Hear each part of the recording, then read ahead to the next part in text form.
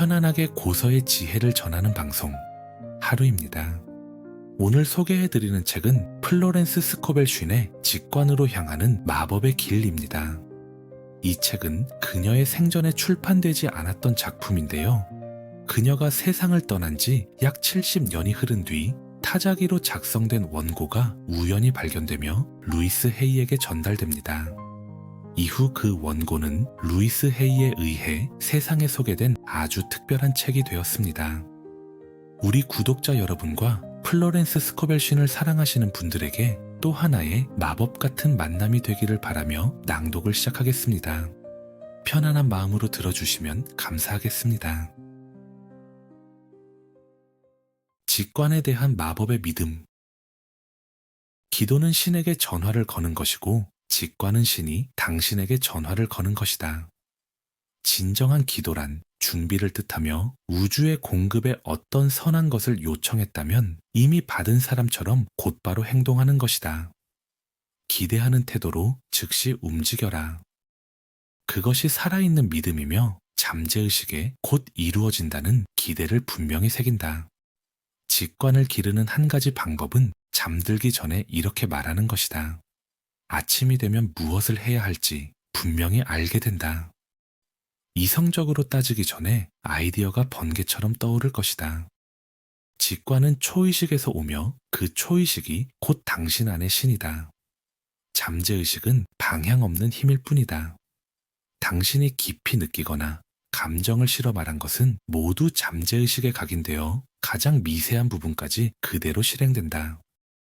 잠재의식은 당신의 영혼이며 본래의 상태로 되돌려져야 한다. 의식의 의심과 두려움 대신 초의식의 완전한 생각을 잠재의식에 새겨라. 그 방법이 바로 확언을 반복하는 것이다. 가만히 서서 내 안의 힘을 보라. 직관을 따르면 한 가지를 얻으러 갔다가 전혀 다른 것을 얻게 되는 경우도 적지 않다. 직관의 영역인 초의식은 당신이 알아야 할 것을 반드시 드러낸다. 아주 고요해진 상태에서 확언을 하라. 분노, 저항, 두려움, 걱정, 싸움은 전혀 필요하지 않다. 평정을 유지하라. 내 안의 힘이 당신을 대신해 싸워준다. 분노와 원망은 시야를 흐리게 하고 때로는 시력에까지 영향을 미치며 직관의 인도를 따르지 못하게 만든다.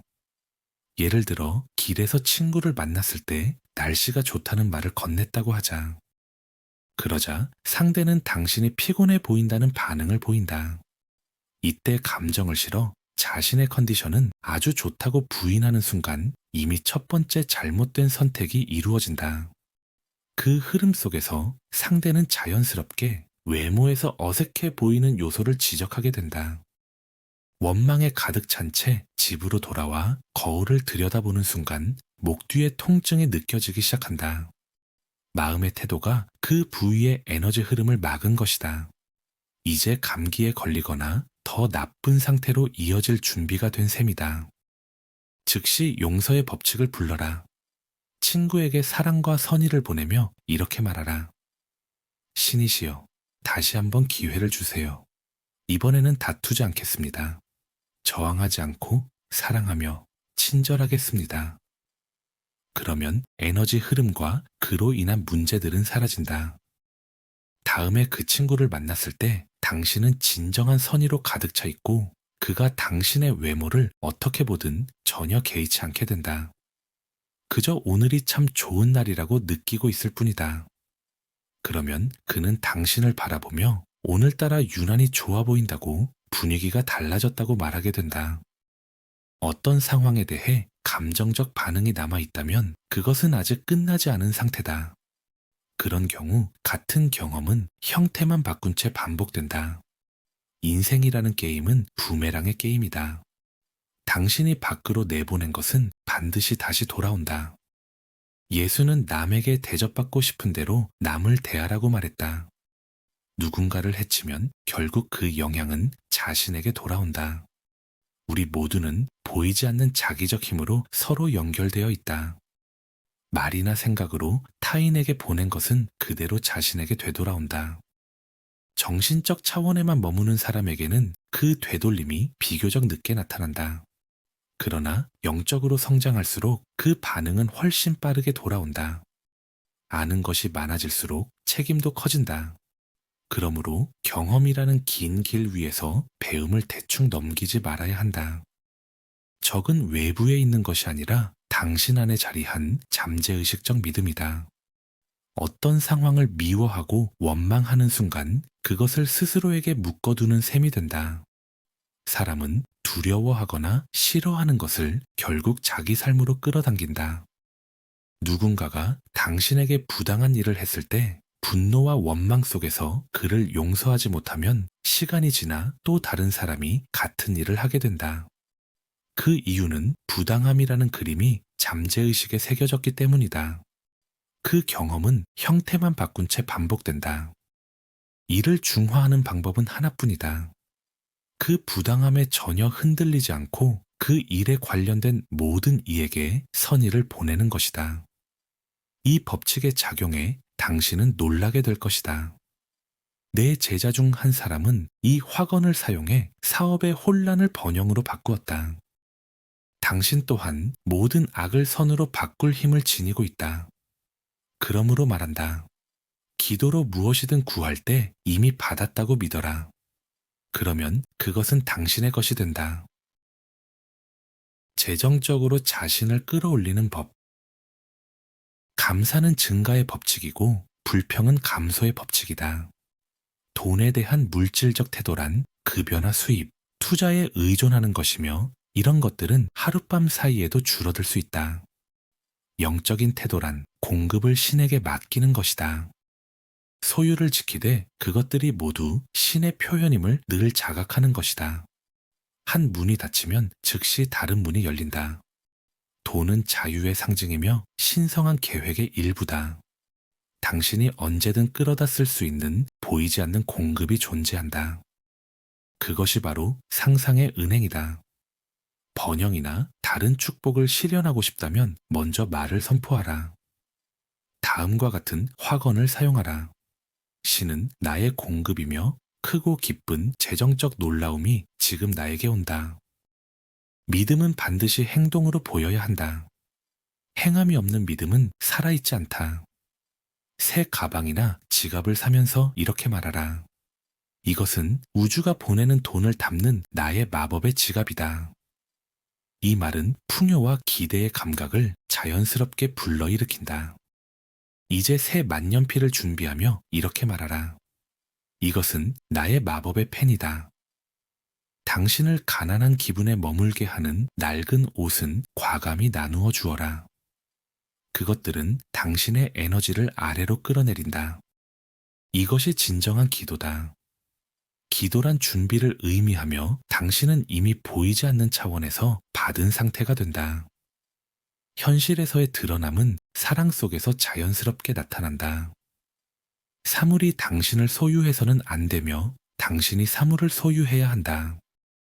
잃을까 두려워하는 것은 결코 진정으로 소유한 것이 아니다. 축복에 감사하지 않으면 그것은 잠재의식에 새겨지지 못한 채 삶에서 점점 사라진다. 한 여인은 아름다운 진주를 가지고 있었고 큰 부를 누렸다. 그러나 그녀는 주변에 늘 결핍을 말하며 언젠가는 이 진주로 연명해야 할지도 모른다고 반복했다.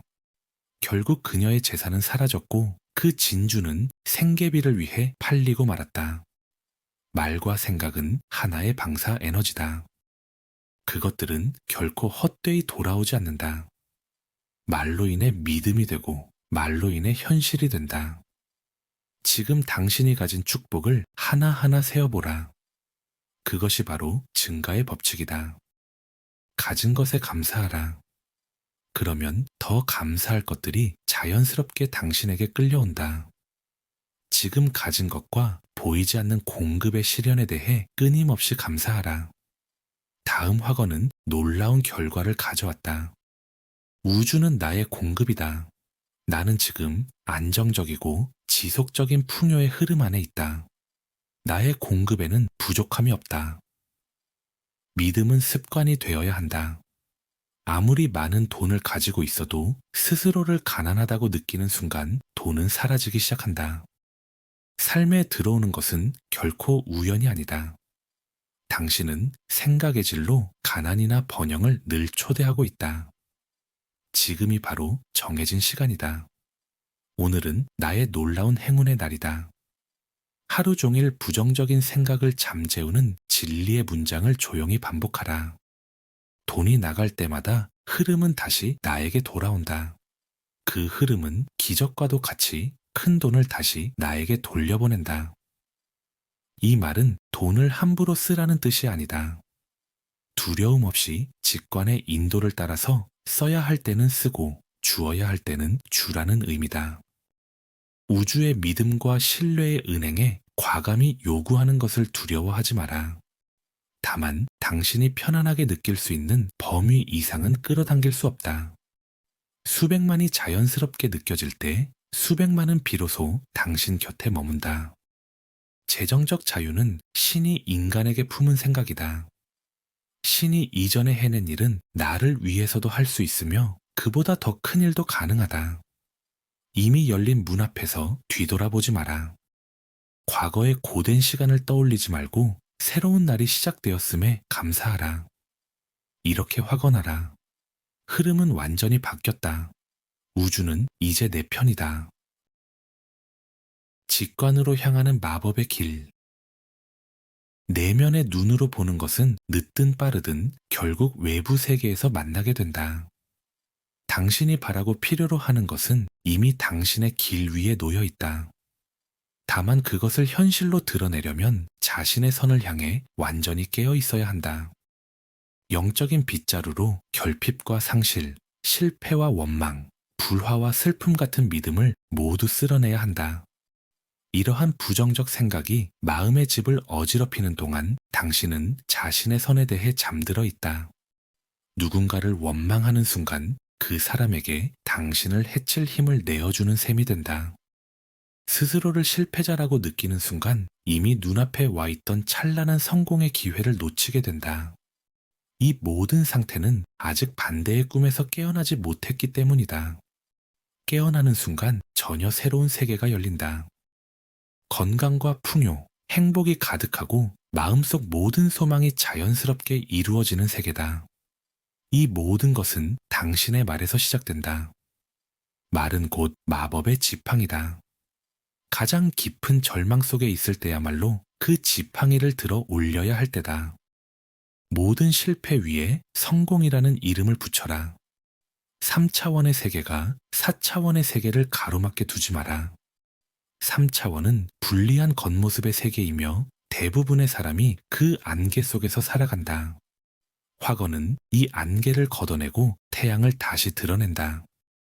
이렇게 확언하라. 이제 내 마음과 몸에 태양이 떠오르고 나는 마음의 소망이 이루어진 모습을 분명히 본다. 침울한 소망은 침울한 방식으로 응답되고 조급한 소망은 지연되거나 거칠게 이루어진다. 꽃을 바라면서도 왜 아무도 꽃을 보내주지 않느냐고 말하던 사람이 있었다. 어느 날 길을 걷다 화분 하나가 머리 위로 떨어졌다. 그것이 그녀가 원하던 꽃이었다. 그러나 그것은 완전한 방식으로 온 것이 아니었다. 쓸데없는 말에도 책임이 따른다. 그 말들은 잠재의식에 새겨지고 그대로 실행된다. 그녀는 이렇게 말했어야 했다.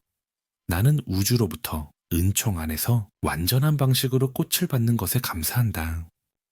그랬다면 꽃은 올바른 통로를 통해 왔을 것이다. 사용하지 않으면 잃게 된다. 쌓아두고 아끼기만 하면 결국 손실로 이어진다. 가진 것을 사용하면 더 많은 것이 자연스럽게 더해진다. 돈을 자유롭게 사용하되 지혜롭게 사용하라. 보이지 않는 공급이 항상 곁에 있음을 알라. 그러면 증가의 법칙이 작동하고 풍요가 흘러들어 쌓이기 시작한다. 나는 망했다 라는 말은 절대 입에 올리지 마라. 그 말은 잠재의식의 공허의 그림을 깊이 새길 뿐이다. 인생이라는 게임은 결국 혼자 하는 게임이다. 당신이 변하면 삶의 조건도 함께 변한다. 이렇게 확언하라. 나는 이제 모든 상처와 좌절로부터 자유롭다. 내 안의 힘은 완전한 평화이며 완전한 평정이다. 내면의 눈으로 보는 것, 곧 상상하는 능력은 결국 외부 세계에서 현실로 만난다. 그러니 자신의 선함과 건강, 성공과 행복을 또렷하게 보라. 그러면 그것들은 반드시 이루어진다. 즐거운 환경을 갖는 것도 중요하다. 침울한 그림은 지우고 책상을 말끔히 정돈하라. 새 메모지를 준비하라. 새 메모지처럼 큰 수표를 끌어당기는 것은 없다. 슬픈 노래를 부르지 마라. 잠재의식은 당신이 깊이 느끼는 모든 것에 즉각 반응한다. 당신의 말은 곧 마법의 지팡이다. 이 세상에는 너무 좋아서 믿을 수 없는 일도 없고 일어나기에 지나치게 놀라운 일도 없으며 오래 지속되기에 너무 좋은 일도 없다. 오래된 사고 형태를 깨는 법. 당신의 선을 가로막는 사람은 아무도 없다. 오직 당신 자신뿐이다. 부정적인 생각을 계속 품고 있으면 그것은 잠재의식 속에서 하나의 사고 형태를 만든다. 이 사고 형태는 중화되기 전까지 삶의 길 위에서 계속 당신 앞에 나타난다. 의심으로 가득 차 있으면 결국 의심할 만한 일을 발견하게 된다. 두려워하는 것은 반드시 끌어당긴다. 그 두려움을 중화하지 않는 한 어떤 것도 당신을 구해주지 못한다. 그러니 두려움 없이 행동하라. 길 위의 사자들에게 곧장 다가가라. 두려움은 결국 구체적인 현실의 모습으로 드러난다. 이렇게 확언하라. 나는 모든 것을 쓸어가며 전진한다. 나는 영과 함께 일하며 내 삶의 신성한 계획을 따른다.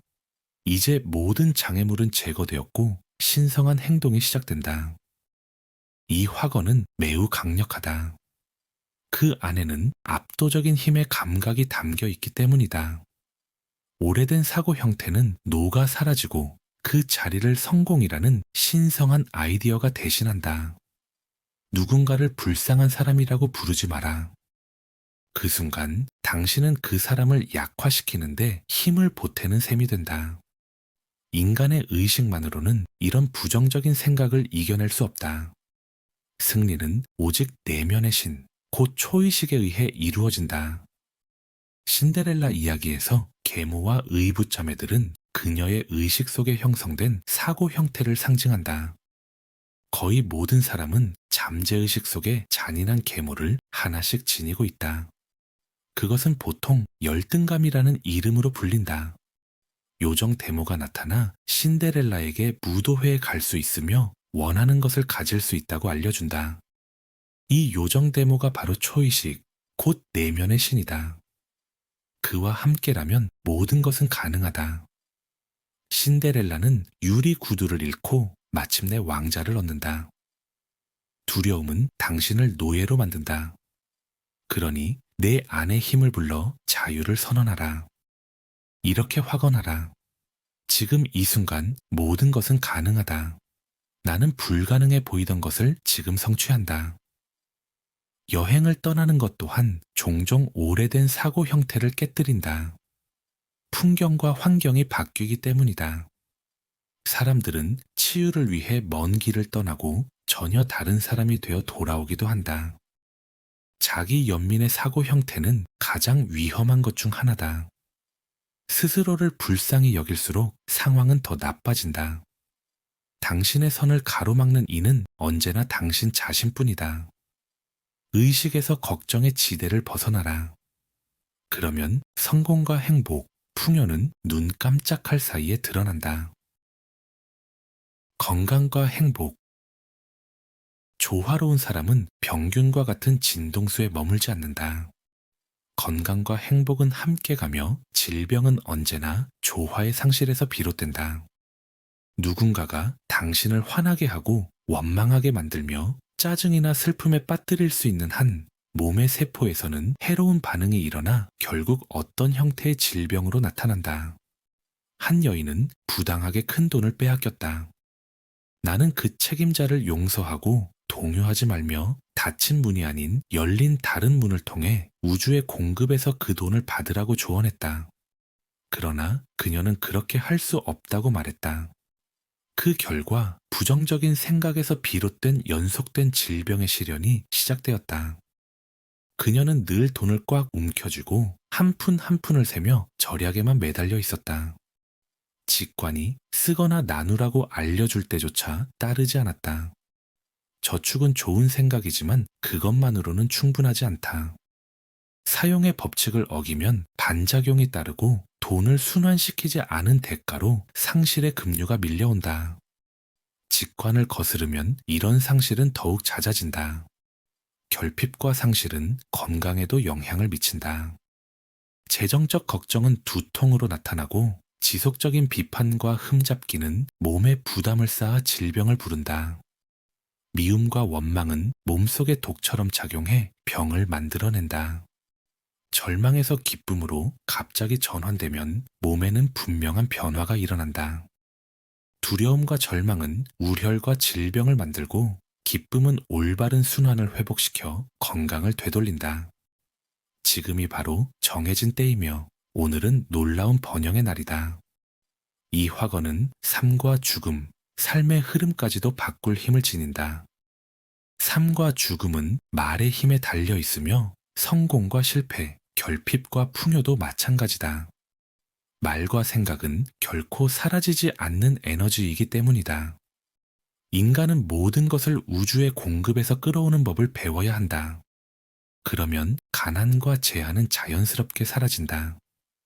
그것들은 현실이 아니라 마음의 상태일 뿐이다.